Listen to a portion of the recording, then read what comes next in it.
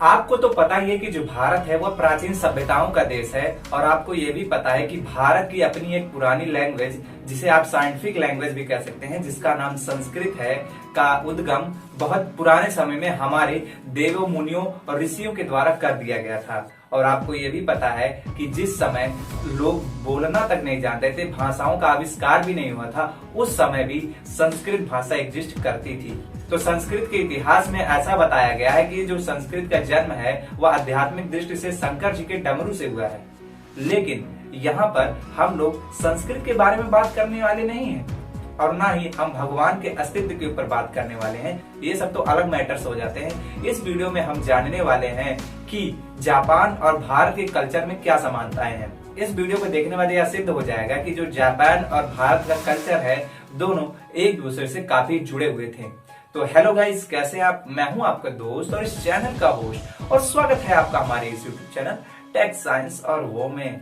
आपको तो पता ही है कि हिंदू धर्म में कई भगवान, कई देवी देवताओं की पूजा की जाती है। उसी प्रकार जापान की भी अपनी एक कल्चर है जिनमें जापानीज भगवान की पूजा की जाती है।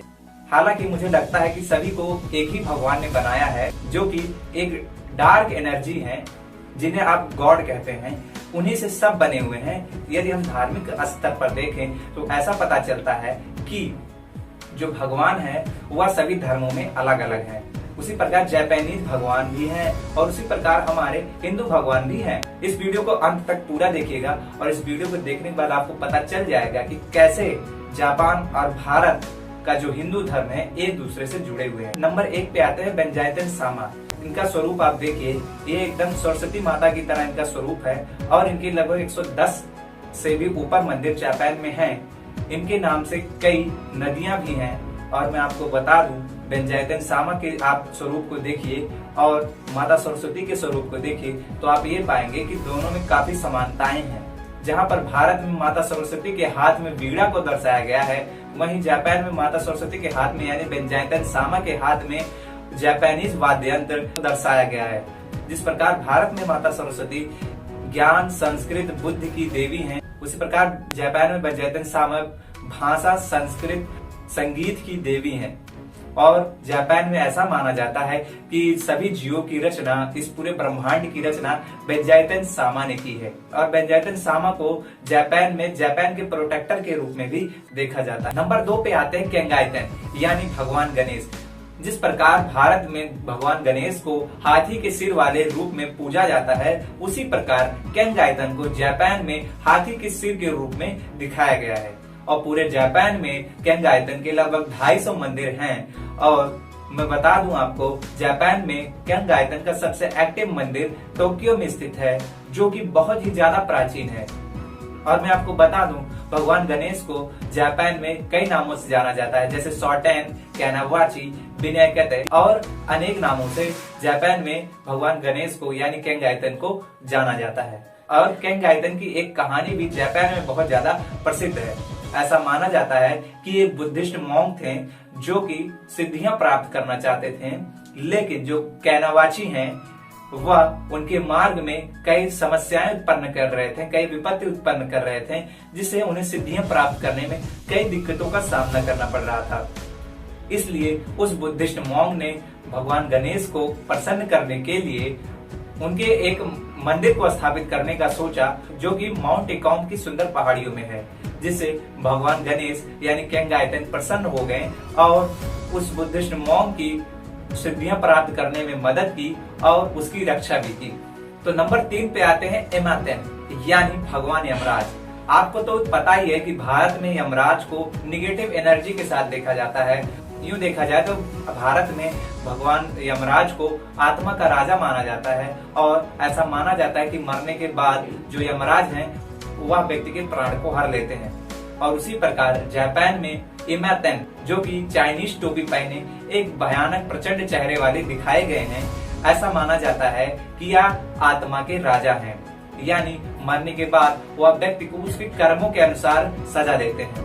और आप इन्हें भारत में यमराज से कंपेयर कर सकते हैं कि भारत में यमराज और एमातेन में काफी संबंध है।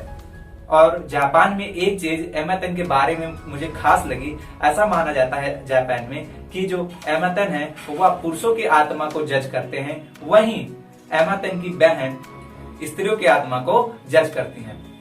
नंबर 4 पे आते हैं किजिजो तेन, यानी माता लक्ष्मी। आपको तो पता ही है कि हम लोग दीपावली में माता लक्ष्मी को प्रसन्न करने के लिए पूरे घर की साफ सफाई करते हैं और घर पे नया पेंट भी करवाते हैं। ऐसा मानना है हम लोगों का कि जो माता लक्ष्मी है वह साफ सुथरे स्थान पे निवास करती हैं। और आपको तो पता ही है कि माता लक्ष्मी को भारत में धन, ऐश्वर्य, सुख, शांति की देवी माना जाता है। और मैं आपको बता दूं कि किजिजो तेन, जिन्हें आप माता लक्ष्मी कह सकते हैं, दोनों में काफी समानताएं हैं। वहीं जिस प्रकार भारत में माता लक्ष्मी को सुख शांति की देवी माना जाता है, वहीं किजिजो तेन को जापान में सुख, शांति, ऐश्वर्य और लक की देवी माना जाता है। यानी आप इनकी प्रतिमाओं में भी काफी समानताएं देख सकते हैं। मुझे लगता है जो जापानीज लोग हैं ये चाइना की तरह ना कॉपी करने में बहुत ज्यादा आगे हैं। बस वेशभूषा बदल दिया, कॉस्ट्यूम बदल दिया और भगवान को कॉपी कर लिया।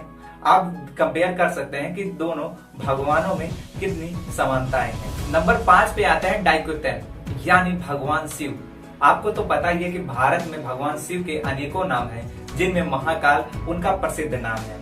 उसी प्रकार जापान में डाइकोटेन को एक नाम से जाना जाता है, द ग्रेट ब्लैक, जिसका हिंदी में अर्थ होता है महाकाल। यानी भगवान शिव को जापान में महाकाल के नाम से जाना जाता है। जिस प्रकार भारत में भगवान शिव को डिस्ट्रॉयर के रूप में दिखाया गया है, वहीं पर जापान में इसके विपरीत उन्हें एक हंसमुख चेहरे वाला, एक खुशमिजाज, एक मजाकिया व्यक्ति के रूप में दिखाया गया है। मजाकिया व्यक्ति के रूप में नहीं, मजाकिया भगवान के रूप में दिखाया गया है। और जापान में डाइकोटेन को सुख, समृद्धि और शांति का देवता माना जाता है। वहीं भारत में शिव को डिस्ट्रॉयर के रूप में दिखाया गया है, थोड़ा सा निगेटिव एनर्जी के साथ दिखाया गया है। यदि हम इतिहास को देखें तो यह पता चलता है कि जो डाइकोटेन है जापान में भारत से ही आए हैं और भारत के जो महाकाल हैं, शिव हैं, उन्हें जापान में डाइकोटेन के नाम से जाना जाता है। नंबर 6 पे आते हैं बोनतेन, यानी भगवान ब्रह्मा। आपको तो पता ही है कि भगवान ब्रह्मा की भारत में पूजा नहीं की जाती, यानी पूरे भारत में ब्रह्मा जी की बस एक ही मंदिर है जो कि पुष्कर में है। और इसके पीछे कई लंबी चौड़ी कहानी है, इसके बारे में इस वीडियो में हम बात नहीं करेंगे। इस वीडियो में हम बात करेंगे कि बोनतेन और जो भगवान ब्रह्मा है दोनों में क्या संबंध है और किस प्रकार बोनतेन और भगवान ब्रह्मा दोनों एक ही हैं। जिस प्रकार पूरे भारत में भगवान ब्रह्मा की केवल एक ही मंदिर है, इसी के विपरीत जापान में बोनतेन के कई मंदिर हैं। और बोनतेन को जापान में हाथ में कमल लिए हुए दिखाया गया है और बोनतेन को सभी देवी देवताओं का राजा माना जाता है। जिस प्रकार भगवान ब्रह्मा को भारत में सृष्टि का निर्माता के रूप में देखा जाता है, लेकिन जापान में भगवान ब्रह्मा को सृष्टि के निर्माता के रूप में बिल्कुल भी नहीं देखा जाता। तो यह लिस्ट यहीं पे नहीं खत्म होती। ऐसे कई सारे भगवान हैं, ऐसे कई सारे देवी देवता हैं जो कि भारत और जापान में देखा जाए तो कॉमन है, लेकिन बस कॉस्ट्यूम का थोड़ा सा अंतर है। जिस प्रकार एक आदमी यदि जापान में चला जाए तो जापानीज कल्चर को अडॉप्ट कर लेता है और भारत में आ जाए तो भारत के रीति रिवाज को धारण कर लेता है, उसी प्रकार देवी देवताओं को इस स्वरूप को भी आप देख सकते हैं। यदि आपको वीडियो अच्छा लगा हो और आप चाहते हैं कि इसका मैं सेकेंड पार्ट भी बनाऊं तो वीडियो के नीचे कमेंट सेक्शन में जरूर कमेंट कर दीजिएगा और मैं आपकी कमेंट का रिप्लाई भी दूंगा और इसका नेक्स्ट पार्ट भी बनाऊंगा। और इस वीडियो का मोटिव किसी भी धार्मिक अवधारणा को ठेस पहुंचाना नहीं है, मैं फिर से क्लियर कर दे रहा हूँ।